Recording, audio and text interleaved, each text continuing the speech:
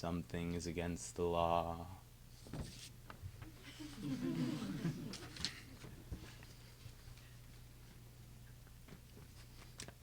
The police. Speech is the fourth wall made permanent, and at its window, prayer collects. Modicum of hot noise, insisting in a fog we find the breeze and greenery beyond the glass most critical.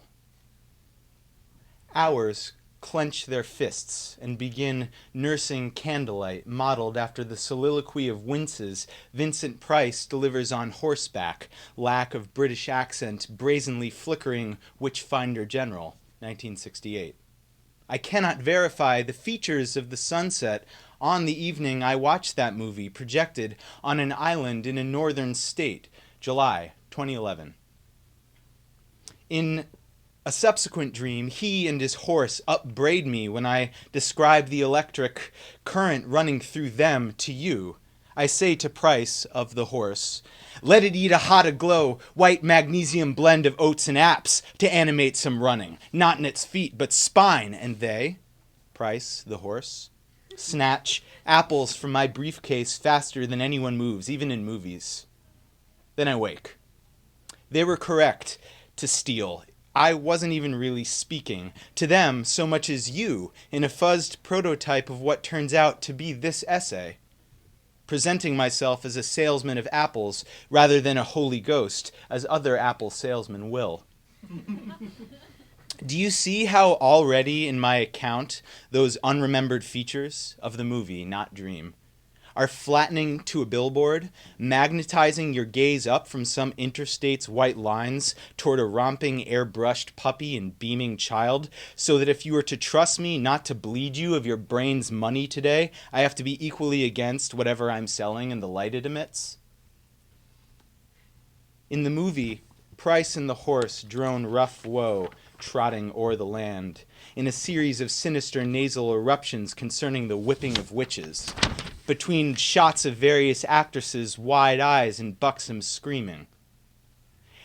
Outside, the ocean flicked light at the house. Seals burped on their rock behind a fat wad of cedar and hanging moss. That the horror should be taken as comedy, watching it transpire on a bedsheet screen with a collection of stoned middle-aged men, was reflected in their interrupting to briefly bear Kitsch's thick shit for us with a dramatization of their own. Vexed, they said things like, it's not the hottest hot chocolate I've had, but it will do. And what's going on? Is he hitting her? This is horrible. And rain makes a hooligan out of the soundtrack. I can't hear the actors. It is now impossible to remove these men from the movie. It would be like editing out the horse, Price straddling thin air 5 feet off the ground. They were too high to listen to anything. It was they who were masterpieces. Price watched them from the screen and dropped his weapons. It darkened, and those I love slept to the west. So I joined them, believing art stalks us in broad daylight anyway. Child with blade, drawn to slit our throats as we cross through a country she calls home and stays young in, always forgetting that our throats are billions and our breath spills between. But forgetting our power is requisite as deliberately confusing the sound of a fire truck over the hill with a wolf's cry.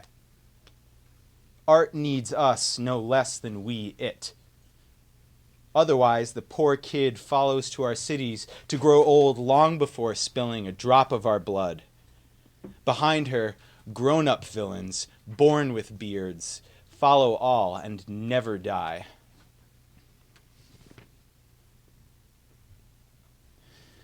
Some weeks before seeing it, you and I walked over the Brooklyn Bridge in rain without speech, though that conversation was of a glamour I did not know I knew how to submerge my brain in, much less physical hands.